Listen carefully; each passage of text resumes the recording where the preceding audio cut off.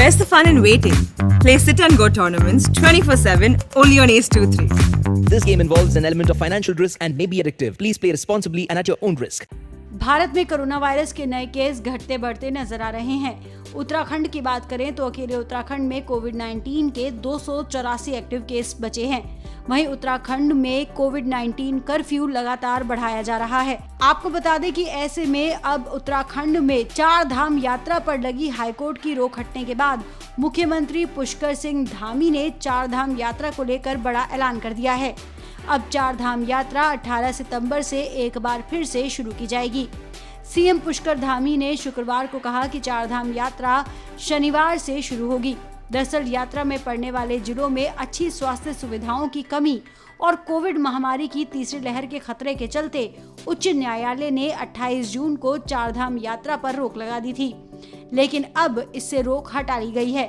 4 धाम यात्रा की शुरुआत एक बार फिर से होगी। इस दौरान सख्ती से कोविड-19 प्रोटोकॉल का पालन करना होगा। न्यायाधीश की खंडपीठ ने 4 धाम यात्रा के लिए अलग अलग भक्तों की संख्या निर्धारित की है। 1200 भक्त बद्रीनाथ में रोजाना दर्शन कर सकेंगे।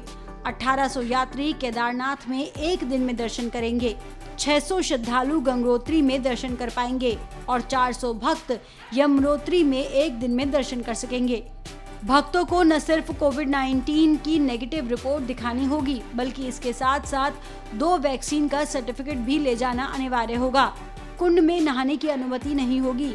हाईकोर्ट ने अपने आदेश में चमोली, रुद्रप्रयाग और उत्तरकाशी जिलों में होने वाली 4 धाम यात्रा के दौरान जरूरत के मुताबिक पुलिस फोर्स लगाने के लिए भी कहा है।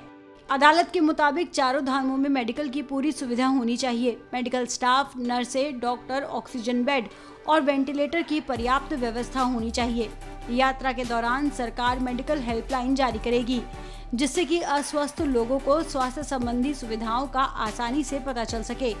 बद्रीनाथ में 5, केदारनाथ में 3 चेक पोस्ट बनाने के निर्देश दिए गए हैं। इस तरह से कोविड-19 नियमों का पूरी तरह से पालन करने के साथ ही 4 धाम यात्रा को फिर से शुरू कर दिया गया है। आपको बता दें कि एक तरफ देश में 4 धाम यात्रा एक बार फिर से शुरू की जा रही है, तो वहीं दूसरी तरफ कोरोना वायरस की तीसरी लहर को लेकर सरकार लगातार चेतावनी जारी कर रही है। आपको बता दें कि भारत में इस समय एक्टिव केस का कुल आंकड़ा 3,39,056 पहुंच चुका है और भारत में कोविड-19 वैक्सीनेशन का आंकड़ा जल्द ही 80 करोड़ की संख्या को भी पार कर लेगा। कोरोना वायरस की तीसरी लहर की आशंका के बीच शासन प्रशासन अब भी सभी लोगों से मास्क पहनने, सोशल डिस्टेंसिंग का पालन करने के साथ साथ वैक्सीन की दोनों डोज लगवाने की अपील कर रहा है।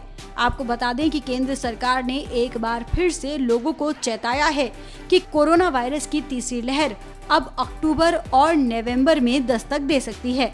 इसीलिए सभी को कोविड-19 प्रोटोकॉल का पालन करना आवश्यक है।